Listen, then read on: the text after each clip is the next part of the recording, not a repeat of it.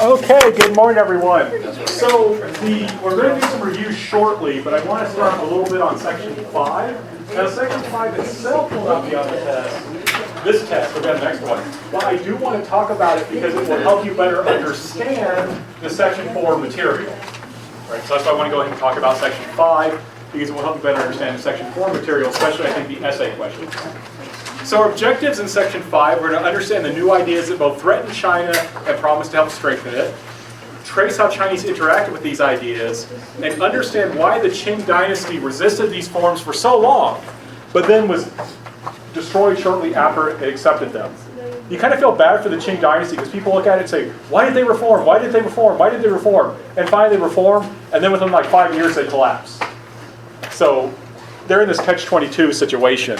It's because they waited so long to reform. That's part of it. That is part of it. But as we'll see, the reason that they waited so long was because of what reform meant. Right? But you're right in part, but there was a reason why they waited so long.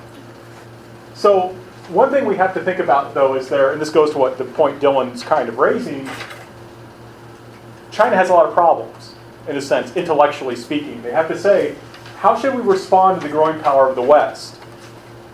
Right, when they finally figure out, remember we ended Section 4 where we talked about how they were focusing on internal rebellions and the threat from the North.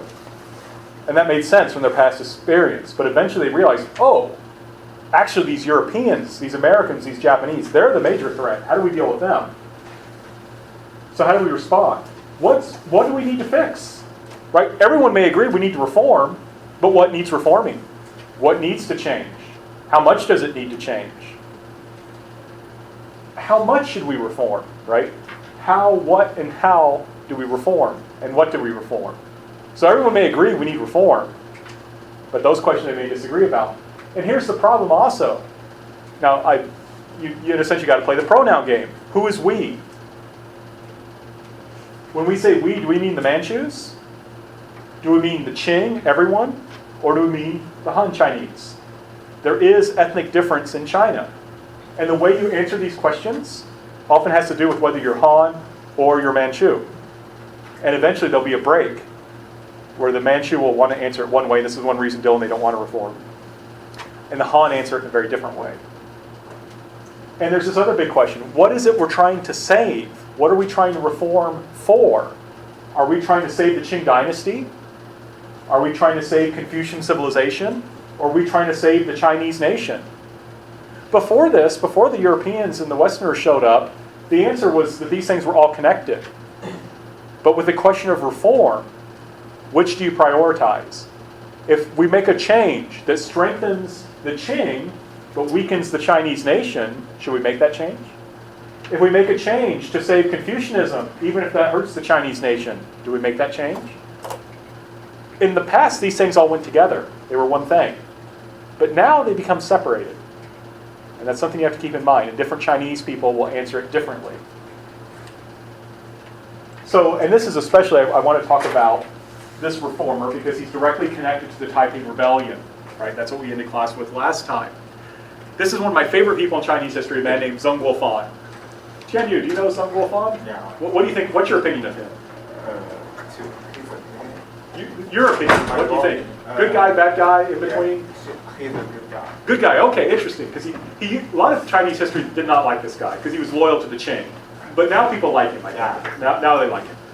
Zheng Guofan was a Confucian scholar, member of the gentry, and a provincial official. Why do I have that all in capitals? He's not a central government official. He's not like the really important officials. The really important officials work for the central government. He works for the local government. He's not even that high of an official. But he lives in an area threatened by the Taiping. Right? Remember, the Taiping reject traditional Confucian culture. He's a Confucian scholar. He's a member of the gentry. He hates the Taiping. And he will organize a militia to fight against the Taiping. And the government forces, Qing central government forces by this time were terrible. They could not defeat the Taiping. So they let his army become like an official army, and he was allowed to raise taxes himself. Right? So imagine if there was a rebellion in South Carolina, and the federal government couldn't do anything to help.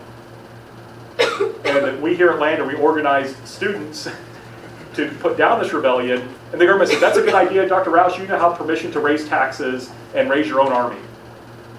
That's not good for the government, is it? Right? For the central government, that's terrible. That is extraordinarily weak, that they have to rely on this relatively low-ranking official to do their work for them. Now the reason, and I think this is why, like Tian Yu said, that the opinion of today in China is positive, is because he was a loyal official. This guy did not work for himself. Right? He was not thinking of himself. And as an aside, I gotta tell you the story because I love this.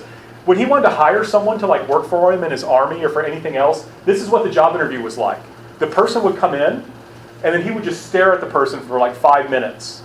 He would just sit there and look at him, just to figure out how they would behave. Right? How would they act? Would they keep their cool? Right? Would they stay calm and collected? You know, that was what he would do.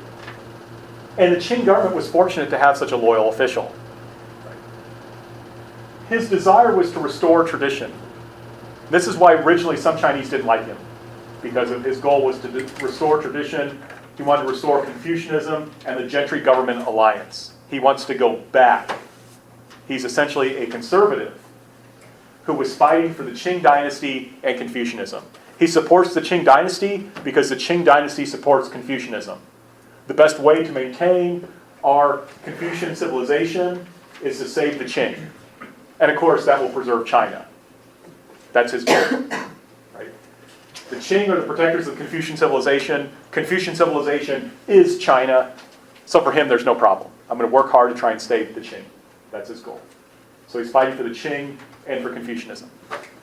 So he is essentially a conservative. However, in the year 1860, he was given a letter on something called self-strengthening.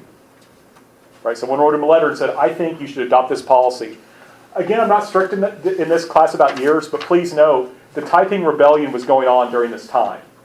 Right? So this is while he's got an army fighting the Taiping. So keep that in mind.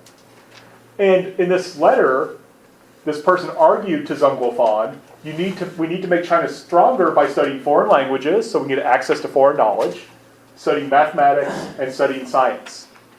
And Zheng Guofan said, you're right. So he wants to build a restoration of the old order based on Western knowledge. And to give you an idea of how much he believes in this, there's a missionary who helps translate a math textbook into Chinese. He will write a preface for it saying this is a good book, you should read it, you should learn the math, it will make our country stronger. And he will go on to import weapons and machines from foreign countries and establish like arsenals. You know, an arsenal is like a place to make guns and ammunition. So the key thing about Zheng Guofan and this idea of self-strengthening is you focus on the military needs. Basically, they said everything's okay with Confucianism, with our politics. We just need more power. We need Western technology. That's what will help us. We don't have to change politics. We don't have to change society. We can save the old order with Western technology. Now this will expand because they realize, for a good army, you also need transportation networks like railroads. You need communication networks like telegraphs. But the basic idea is we will strengthen ourselves with Western technology. We don't need political changes. We don't need social changes. The gentry government alliance can stay the same. Confucianism can stay the same. But we can build a strong country to protect Confucian civilization through these means. The Confucian Qing is basically good. We just need some modern technology. This perspective is called self-strengthening. Now this may seem very logical to all of us. This makes a lot of sense. But there is a person named Wu Ren. He's a Mongol official, but he's part of the Qing Empire. Right? The Mongols were a part of the Qing Empire. And so independent Mongolia today was a part of the Qing. He argues this way. He says, astronomy and mathematics are very little use. If these subjects are going to be taught by Westerners as regular studies, the damage will be great. Your servant has learned that the way to establish a nation is to lay emphasis on rights and rightness, not on power and plotting. The fundamental effort lies in the minds of people, not in techniques. Now, if we seek trifling arts and respect barbarians as teachers, all that can be accomplished is the training of mathematics. So this is a very conservative, reactionary view. Right? We don't even want people. We don't want these barbarians as teachers. That's bad for our country if we take these barbarians as teachers. And math. I mean, what good is math for? I mean, and of course, math is good for a lot of things. But well-read and some very reactionary people don't see it. So even with this kind of relatively moderate reform, there's opposition. Right? Even with this relatively moderate reform, there's opposition. But Tianyu, I have to say, thank you for respecting me, though I am a barbarian, as your teacher. Couldn't resist. Okay. So that then, like I said, I think that will hopefully help you understand a little bit better about the essay questions. That's why I wanted to talk about that briefly. So let's now go to the review. So there's two ways I do review. One is I make kind of like a true-false thing based on the terms. But before we do that, what I did was some of you sent me questions. Thank you for those who sent me questions. And I just put all the questions from the study guide on the PowerPoint. And I bold the ones people ask me. And then I answer those questions. So no one asked me questions 1 through 5, section 1. That's fine. Those are pretty simple. We did have this question from section 1. What were the 4 status groups? What was their relative importance and why? So I gave you the status groups in alphabetical order. Right? Artisans, merchants, officials, peasants. Who's on top? The peasants, the farmers. Not quite. The officials are on top. The officials are on top because they're in charge. And they made this thing up. So of course they put themselves on top. Okay, Dylan, who's second? The farmers. Yeah, the farmers, because they make the food we need. And it says the officials organize everything, and the peasants make the food we need. Who's third? Artisans. Artisans, because they make stuff that we need. It's just you got to have food first. And then lastly are merchants, because, They move sell stuff we don't need. Yeah, they sell stuff we don't need. And they move things around. We kind of understand that you have to have some movement of stuff, but they sell things we don't need. We don't like them so much, so they're on bottom. No questions there. Okay, what is the Romance of the Three Kingdoms? What does it tell us about China during this time period? I've talked for a while. I want to give you a break, and hopefully this will help you remember this. But I want to play a clip. You may recall, I said this continues to this day. There's a video game related to it, and I hope this game, watching the trailer to the game, will help you remember what the Three Kingdoms book is about. When did it come out? 2018.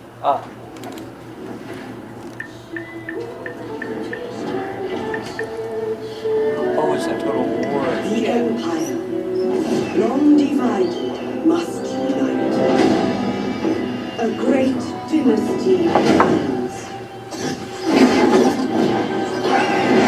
And tyrants rule over the ashes.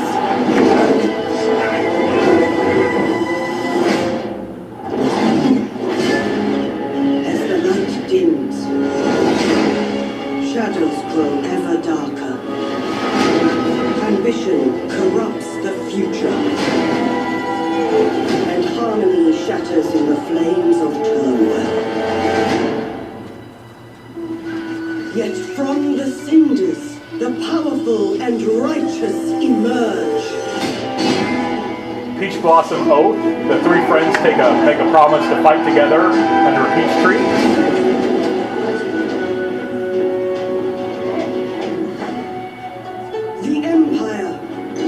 United must divide, and destiny be shaped by its champions.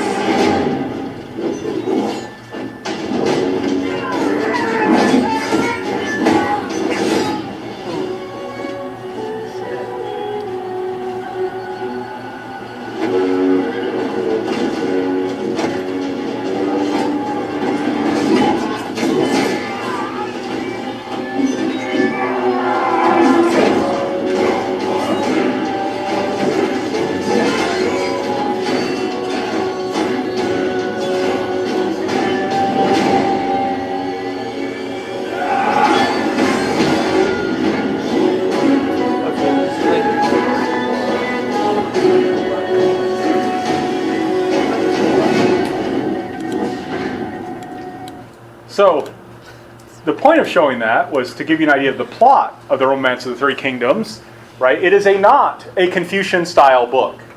It is a book of fighting, of grand strategies, and of course of these great heroes who are able to, kill multiple people, no problem. It is not following the traditional Confucian ideals, right? It's popular culture. And the key thing what I wanted people to get out of this was, during the Ming Dynasty, more and more Chinese people were learning to read. Right? More and more Chinese people are learning to read. There's rising literacy and the development of a popular culture, one that was separate in many ways from the traditional Confucian culture that celebrated violence and exciting stories. Right? This book is not meant to make you more virtuous. It's meant to entertain you. It's meant to be a fun book to read. But of course, the good guys win and the bad guys lose in the end. But it has those kinds of goals. So the major thing I wanted people to get out of this was that this book, which is the story of China dividing and uniting again, is an action thriller book based around popular culture, getting just average everyday people interested. And this only happens when you have a lot of people who can read. Right? So there's rising literacy, more and more people can read this kind of book. And remember, I use this to give you the context. Remember we watched that video clip about Neil Ferguson, who said, Ming Dynasty, they were trying to be too unified, they wouldn't change, and China's just this kind of thing that's it doesn't do anything, it just kind of sits there and is always the same. And my point is, no, it's not. This is an example of how China was changing. Right? China is dynamic. It doesn't just sit still. What role did Jesuit missionaries play in China? What were they not able to do? The key role that the Jesuit missionaries played was the bringing in of Western knowledge. Right? The bringing in of Western knowledge. So we talked about how they tried to convert the Chinese through Western knowledge, and I gave you some examples of some books, right? Sometimes they wrote books like this, The True Meaning of the Lord of Heaven, which tried to present Catholicism as a kind of Confucianism, right? It said Catholicism fulfills Confucianism. You want to be a good Confucian? Ask the Catholic God for help. And the Catholic God will give you grace and will help you to be good. The other book is on geometry. Remember Euclid's geometry, right there. Right, so Western knowledge in terms of mathematics, in terms of astronomy, in terms of science. And also, remember, Matteo Ricci made this map to show Chinese people, you're not really the center, right? You're not the center. It's interesting. Okay, you put the center there. So usually Western maps put Jerusalem at the center, right? It's a Christian civilization. In any case, this shows China's not the center and tells Chinese people about civilizations and countries they weren't familiar with. And again, the point of this, I wanted to emphasize, this was popular. Chinese people were interested in learning about the outside world. Now, the thing that didn't happen was, remember, Matteo Ricci hoped this would convert the emperor to Catholicism. That didn't work. Right? The emperor does not become a Catholic. Yes, Philip. Instead, Ricci was converted to Confucianism while still keeping his Christian identity. Right, no, that's true. That's true, he does. I mean, I just wouldn't use the word convert. I would just say he learned to respect China, and he did certainly respect China as a civilization, and praised it, and sometimes, and especially in contrast. And also, I want to give you an example, like he gave the emperor a clock as a gift to try and win the emperor's favor, and it did work, because the emperor tolerated Catholicism, though he didn't convert. And don't clocks look a lot like steam engines? And the idea was this Western knowledge could have grown and developed in China had things been different. Right? China could have theoretically had a scientific and industrial revolution, but it didn't happen. And I gave you the example of this, how the Chinese, instead of really developing astronomy, just hired Jesuits to teach a few Chinese people some astronomy and to just make their calendars for them. Right? The Chinese were very practical. They said, we want to get good calendars so the emperor can predict eclipses and comets, and therefore can show that he has a mandate of heaven. Okay, we did that. That's good enough. Right? The Chinese, for whatever reason, did not pursue pure science. They focused on applied science. Once they fixed the problems they saw, they didn't see the purpose of going further. So science kind of stalls out. What sort of emperor was Wan Li? What was his relationship with his officials like? Why? What problems did this relationship cause? So we have to first look at an official named Zhang Juzheng. Zhang was a really smart guy, and he was the highest official when the Wan Li emperor became emperor. Remember, the Wan Li emperor became emperor when he was a kid. So he really listened to this guy and admired this guy, and this guy was really smart, and he realized that China's problem was, and this is Ming Dynasty China, they didn't have enough money. So he followed through with a lot of programs that were meant to make the country strong, make the government stronger, so it could better collect taxes and then do its job of taking care of the people. And he did a pretty good job of that. And the Wan Li emperor really respected him. But remember, he was really strict. I gave the example that the Wan Li emperor loved calligraphy.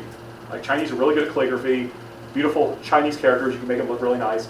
And he liked it. And Zhang Juzheng said, oh, you shouldn't do that because that will distract you. So no more calligraphy for you because you'll like it. That's not allowed. Right? So he was really strict. And then when Zhang dies, Wan Li discovers that the guy who wouldn't let him do calligraphy and who was supposed to be anti-corruption was actually corrupt himself. He'd actually accumulated a good amount of wealth. So he began to distrust his officials. He realized that government officials tried to lie and manipulate him. He was essentially a prisoner in the palace. It was very hard for him to leave the palace. And he was also, even within the palace itself, he was told what to do most of the day. Oh, you got to get up early and go to these lectures. You got to get up early and go to this, perform this ritual, and so on and so forth. And the big issue was he had a very complex love life where he had multiple wives, basically, and multiple children. And the officials wanted his first son to succeed him. He wanted a different son to succeed him. And they got into a big spat. Remember, he dealt with it passive-aggressively by withdrawing from court life. Remember, I had you read that appendix, that thing from 1587, where he and his officials were arguing, and it was just a bizarre document. And I wanted you to get, what happens when you have this kind of passive-aggressive emperor. And the perfect example was like, oh, I'm sick, so you officials can't bother me, or I'll get sicker, and then you're bad officials. So anything I don't like, I'm going to complain that it makes me sick. And he'll do things like refuse to fill official posts to kind of punish the officials, and the reforms of Zhang are, of course, reversed. And so the problem is this guy rules for a very long time, and this whole system depends on an emperor who is absent. Right? If he was a bad emperor, like he just was acting badly, they could have overthrown him, but they never really knew what to deal with like a lazy emperor who wouldn't get up and do his job. You can't overthrow an emperor for being sick or a hypochondriac. Right? So that was this very weird situation. What problems did China face under the Wan Li Emperor? I just talked about a bunch of them. How did it react to the 1590s invasion of Korea? What does that tell us about China at this time? So, we just talked about that problem. One thing I want to point out, how did it react to the 1590s invasion of Korea? Remember, Japan is going to try and invade Korea through China. You see, I'm a Koreanist. I put Korea first. Japan wants to invade China through Korea. There we go. Japan wants to invade China through Korea. And Japan asks nicely for permission from the Koreans. The Koreans say, China is our elder brother. Right? Remember, there's a strong Confucian relationship between Korea and China. Korea had accepted Confucianism. It respected China as its older brother. In return, China, as the older brother, was supposed to protect Korea. So the Koreans said, no, you can't invade China through Korea. The Japanese said, we're coming anyway. And so China and Korea fought together and threw the Japanese back. Right? So Korea and China worked together to defeat the Japanese invasion. The Japanese are forced to leave. And this shows us that the Ming was still strong. Right? The Ming dynasty was still strong. Wan Li, as lazy and as competent as he could be, did rise to the occasion here and actually do his job. What was Cheng Zhen's dilemma? And sometimes if I use this kind of phrasing, one thing that's useful when you look at the PowerPoints is use the edit find command, because I actually have a section called Cheng Zhen's dilemma. It's like if you do a search for that. But remember, first of all, Cheng Zhen is the last Ming emperor. Right? Cheng Zhen is the last Ming emperor. And I was kind of annoyed with Neil Ferguson because he really criticized this guy. He was actually a pretty good emperor. He just got dealt a really lousy hand. Right? He just did not have a lot of resources. He had to deal with generations of growing population, which led to environmental degradation, too many people living on too little land. He had to deal with massive economic problems that led to rural and urban unrest because the government didn't have enough money because, these tax reforms failed because Wan Li let them fail, right? He doesn't have enough money to deal with these problems. He can't deal with famines. He can't deal with flooding. The government's supposed to deal with that. The government's supposed to take its money, buy food, and bring it someplace where people are suffering and give it to them. Right? That's what the job of the government is to do, and he can't do it. So that makes even more problems, right? It's a cycle, right? You don't have enough food, so people are upset, and then you can't tax those people in order to deal with the problems that are causing them not to have enough food. So it's just a terrible cycle. So I don't know what he could have done. He couldn't do anything, I don't think. He also had to face pirates and border raids. People were always beating up on China, invading China because its army's not big and strong enough because it doesn't have money. And also there's bandits, and eventually a bunch of bandits will become rebels and actually try and overthrow the government. And he just doesn't have any money to deal with these issues, not because of his fault, but because of the mismanagement that had been going on for decades. So this guy, like I said, is dealt a really lousy hand. That's his dilemma.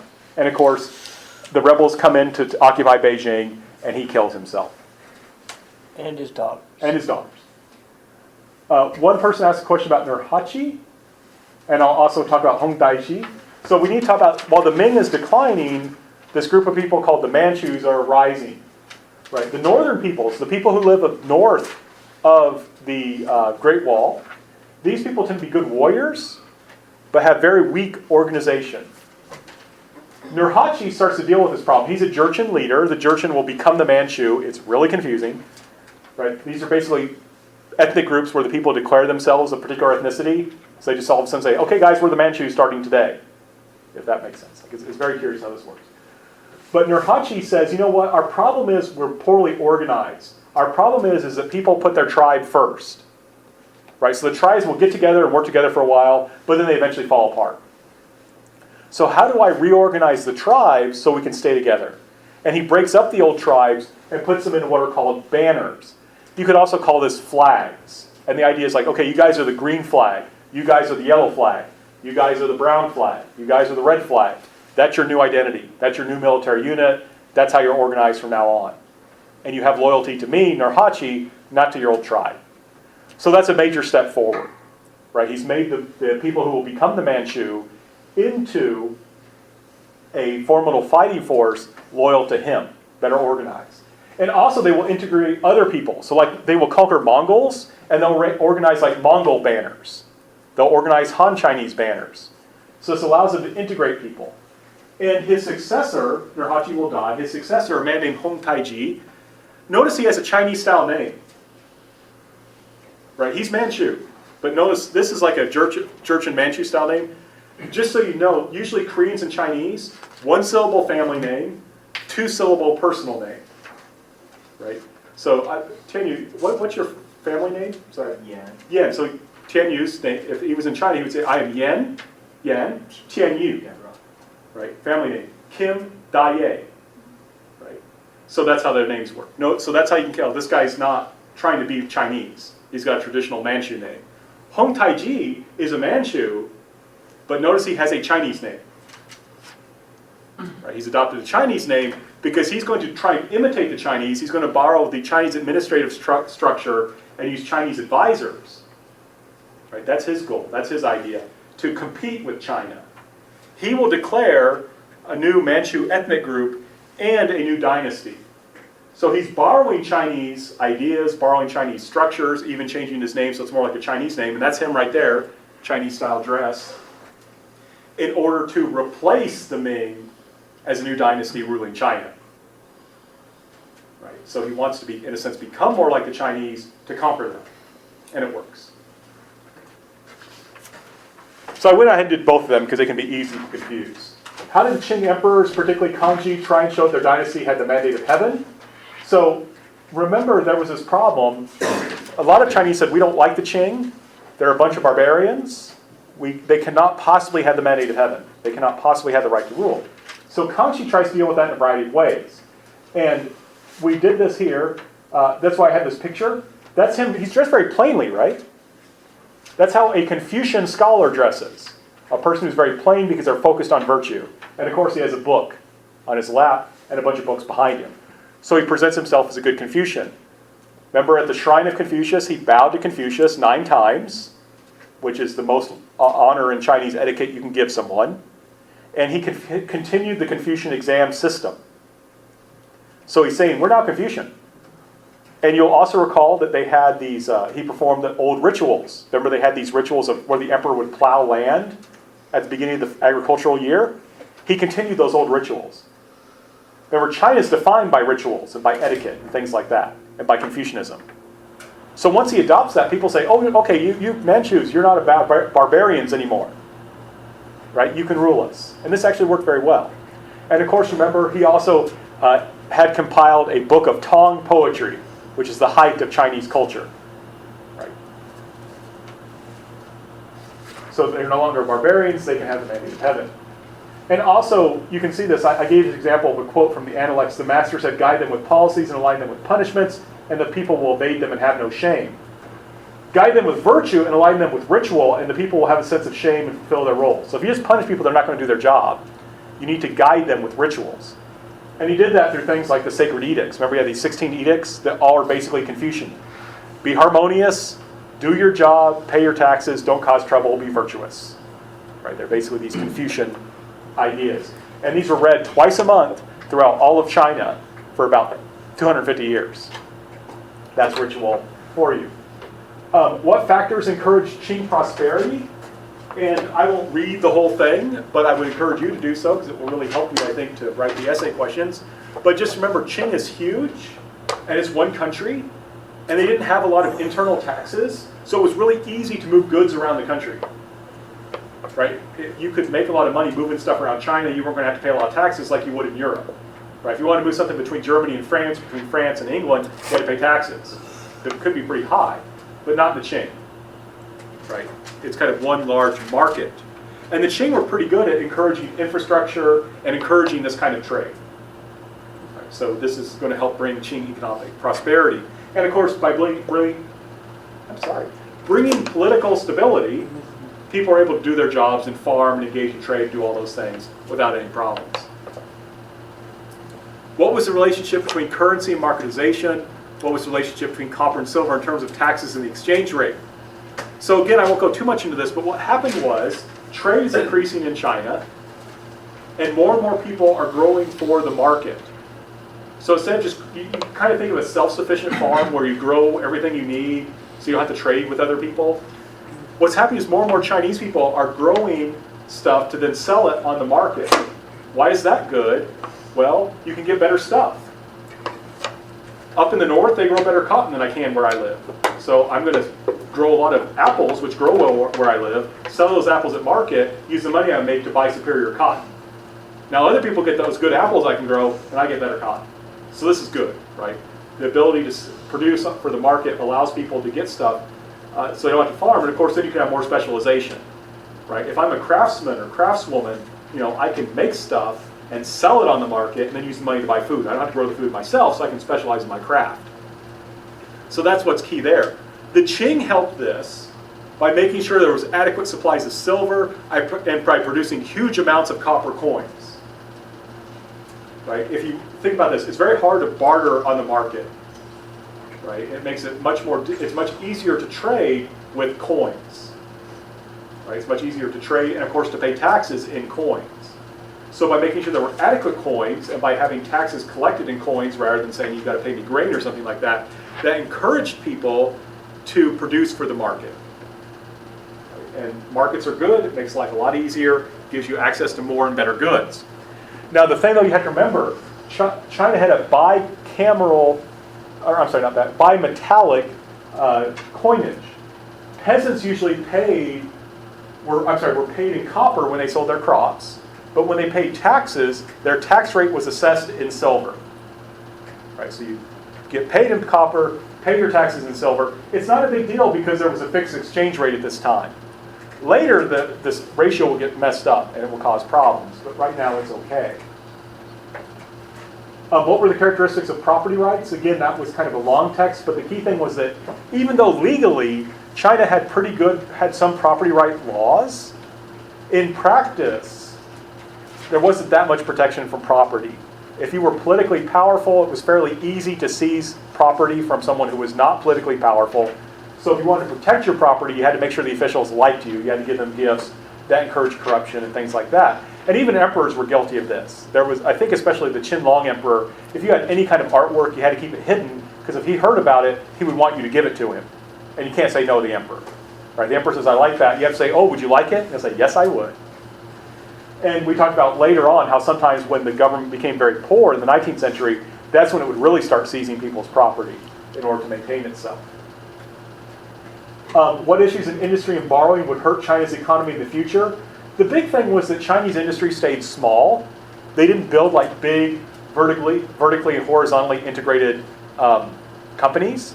Their companies mostly stayed small. And you kind of think about this, like companies in the West would have like a research and development or equivalent department. Chinese companies didn't have that. So there was a limit to the power and resources that these Chinese companies had, and they couldn't really innovate very easily. They didn't have a way to raise money to innovate. And that goes to the second question. They There weren't really well-developed banks in China. They had some banking systems, but they were more like loan sharks. So if you wanted to borrow money, it was very difficult to do so. The interest was often extremely high. And this wasn't just true for just common people, it was true for the government. In this time period in like Britain and the Netherlands, they had really developed very well banking systems, and they could borrow lots of money. So the government, for example, in the French-Indian War, 7 Years' War, the British borrowed a huge amount of money from their own people and then used that to build a giant navy that they could use to defeat France, even though France was a much bigger, more powerful country than Britain, because Britain had this kind of well-developed system. Chinese government, if they're in financial difficulties, they don't have any way of borrowing money, so they pretty much just have to raise taxes, or they just have to confiscate people's wealth. Not a good situation, right? That just makes people angry. Why was Yongzheng fearful over his and the Qing dynasty's legitimacy? What did this fear lead him to do? So he was fearful for two reasons. Remember, the Qin Emperor never said while he was alive who should succeed him. He supposedly wrote down in a letter that Yongzheng discovered and read and said, aha, he chose me. Which sounds suspicious. Though it is probably true because he was really smart, really good administrator, and his dad gave him a lot of important jobs. So he probably wasn't making it up, but it still was a little fishy. Would have been much better if his dad, the Qin Emperor, had said, yep, Yongzheng's going to succeed me. But he never did. Supposedly he wrote it in a letter. So that's why he's nervous. But also, he discovers that there are people that are plotting against the Manchus. There are still die-hard Ming loyalists who hate the Manchus. And during his time, there's actually an attempt by these anti-Manchu people to rebel against him. It's found out, but it freaks him out that there are still Chinese people, despite the prosperity that the Qing have brought, who want to get rid of them. So he becomes really paranoid, not only about his own succession, his own legitimacy, but that of the Qing dynasty. So he responds, in a sense, with a kind of repression. He attacks the writings of some Buddhists that he thinks challenge Manchu rule, or that seem to encourage or question kind of universality. He does not like Catholicism because the Catholics refuse to perform ancestor rites based on what the Pope tells them to do. And he's like, oh, you think that the Pope can tell people in my country what to do? Especially when I think these ancestor rites are good? Catholicism is now a bad religion. Right? The Qin Emperor had declared Catholicism a good religion. He says, nope, now it's a bad religion. And one thing I think is fascinating, if you're familiar with French history, in the 18th century, the French put together an encyclopedia of all these like great Enlightenment thinkers. And it was really a work of free thought. People were able to be critical in the encyclopedia. They had all this knowledge, some of which challenged traditional religion, it challenged the government. Yongzheng also put together an encyclopedia. But what he did was he said, okay, I want everyone to give me samples of their writings so we can select this great encyclopedia. And oh, that writing, I don't like that, it's out. We need to burn all the copies of that writing. So he used it to kind of control and censor knowledge. Right? He was able to present himself as a good guy. I'm just trying to assemble all the useful knowledge that has been accumulated in Chinese history, but then parts that he didn't like or that questioned or challenged the Manchus, or even things that complained about Mongols, he would say, oh, that needs to be censored, or oh, we need to get rid of that. We should really burn that book. So that's kind of what that makes him do. I don't want to be too critical. Remember, he's the guy that emancipates the mean people, who says we can't be prejudiced against people anymore. We have to treat people legally well, and so forth. So he does some good things, too. And he was a really good administrator who did a pretty good job with tax reforms that are going to let the Qing get really, really rich. So not a terrible guy. What role did Catholic missionaries play in the successful redevelopment of the Grand Canal? Why did this not lead to a scientific revolution? Basically, remember, there was this Grand Canal that connects the Yangtze and the Yellow Rivers, and it connects the Hangzhou in the south of China to Beijing. It makes it easy to bring tax payments to Beijing. It had fallen under disrepair under the Ming, and the Qing fixed it with the help of Jesuits. Right? If you want to do engineering projects, it's good to be good at math. Right? To do a good engineering project, you need no math. Jesuits are good at math. They'll help us out. And that's what happened. But once again, the Chinese are very practical. They're not interested in pure science or pure math. The river problem had been dealt with. We don't need to go further. And in China, if you're smart, you don't study science. That's technical knowledge. You study Confucianism. That's moral knowledge. Right? In Europe during this time period, governments were giving prizes to people who made new discoveries. They were actively encouraging science. And so smart people were going into science. But in China, you're smart. Don't study that science stuff. That's just technical knowledge. Real knowledge is moral knowledge. Be a good Confucian scholar. So there's no scientific revolution in China this period, and therefore no industrial revolution. But like I said, this still represents an openness. The Chinese were still willing to learn from other people. It just didn't go further than that. What economic problems did the government face? How did those problems impact its ability to govern? So there's a lot of these things, but the one I want to focus on here was that there was basically the government did too good of a job. Things are too stable, so population went up, but the land could not keep up with that, and the need for labor could not keep up with that. So eventually people started having less, and the government had committed itself to little government, small government, and they never increased the number of officials. So imagine you're a government official, and you've now got 3 times as many people to govern. That's hard. And also what happened is when they were doing well, they just gave up on tax reforms because why make the gentry angry? We've got plenty of money. Remember the Qin Emperor said there were 4 years where the Qin Emperor said no one needs to pay taxes. And so they don't continue tax reforms, they don't seek new forms of revenue, and by the time they realize it's a problem, they don't have enough resources to carry out tax reform or seek new forms of revenue. That's the kind of problem they face. And I gave some examples of this, right? You get this vicious cycle, you don't have enough money, so you don't repair the flooding, you don't keep the flood control, the reservoirs, the dams under good repair, and so eventually the dams burst, and it floods the fields, and you lose those fields, and you can't grow food. So the problem just gets worse. We don't have enough money to keep the dams repaired, and eventually they break, and then we have even less money. Great. So you have this downward spiral. And remember, the government can't do its job. The government's job is to take care of the people, right? To make sure people have enough food to eat, clothes to wear, place to live, and they're safe. And it can't do that job. And not only is it not doing its job, it's competing with the people for resources. So the government is going from being a good government to an incompetent government to an enemy. Right? Not only is the government not doing its job, it's making it hard for us to do our jobs and to survive. Right? We talked about there was like I said, I highly encourage you just to go back over this. I won't read it out here. You can find this in the slides, and I will put this PowerPoint online later. But then this also leads to unemployment. There's not enough money in the banks. People can't borrow money. People lose their land. You have this terrible kind of cycle. And the government, like I said, they had fixed the quotas in 1713. They can't increase taxes very easily. And so you just got this terrible, terrible, terrible situation. What were the White Lotus sects? What did they believe? How did they justify rebellion? Why were they so dangerous? So remember, the White Lotus sects there's this religious view that there's this Maitreya, this future Buddha who's going to come in the future someday and fix everything. And this was taught in this group called White Lotus religion. And the problem was that Maitreya would only come after we overthrow the government. That's the idea. Right? So Maitreya will come in the future, will make everything good, everything will be better in the future, but we have to overthrow the government first.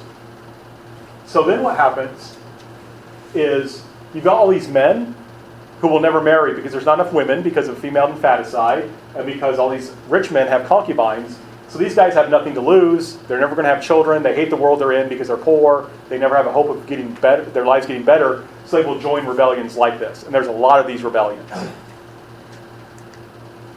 So that's what we wanted to get there.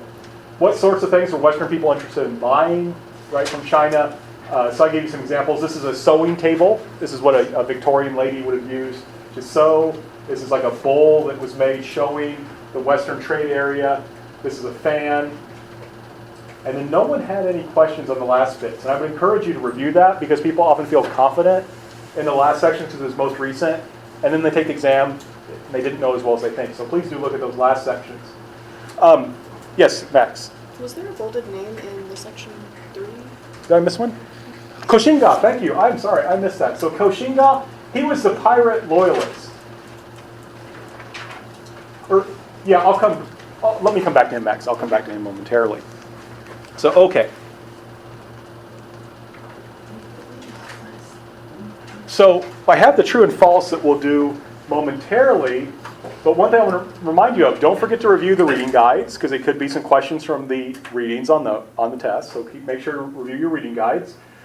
Also, think through at least 2 essay questions. That will help you to study, right? If you try and answer the question. Now, remember, it's not an open note test, right? So you won't have your notes, but if you think through at least 2, at least one of those will be on the exam, and you'll be in good shape.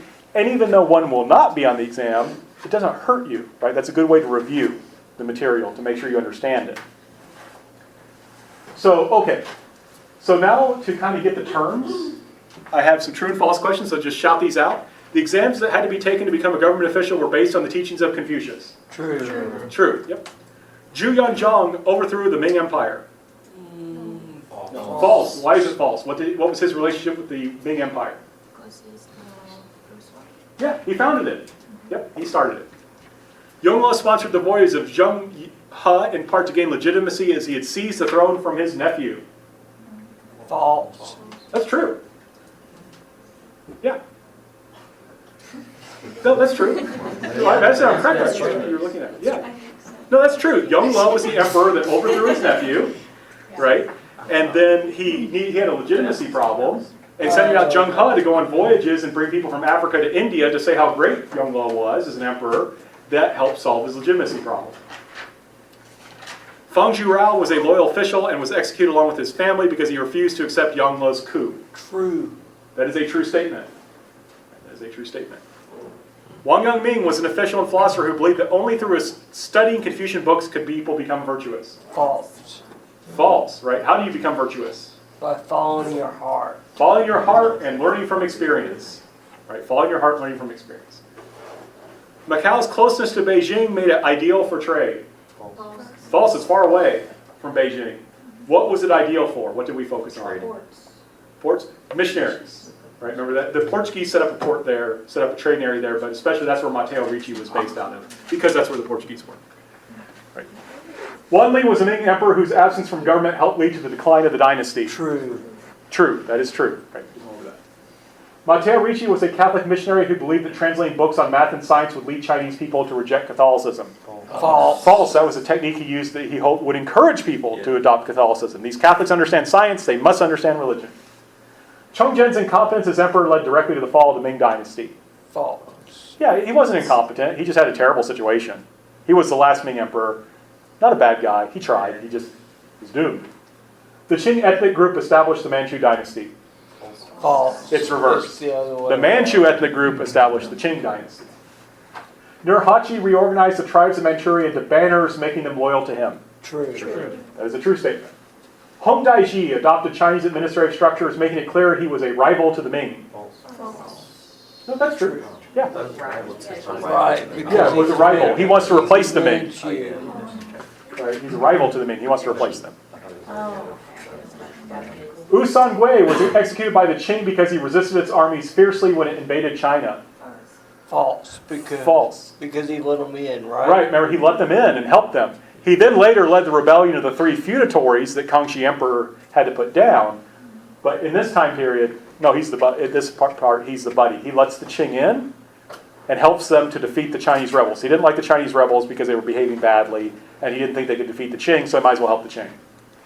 Kangxi became a Qing emperor during a time of peace and prosperity. True, I'm thinking. False. False. Things were tough, and his hard work helped keep it going.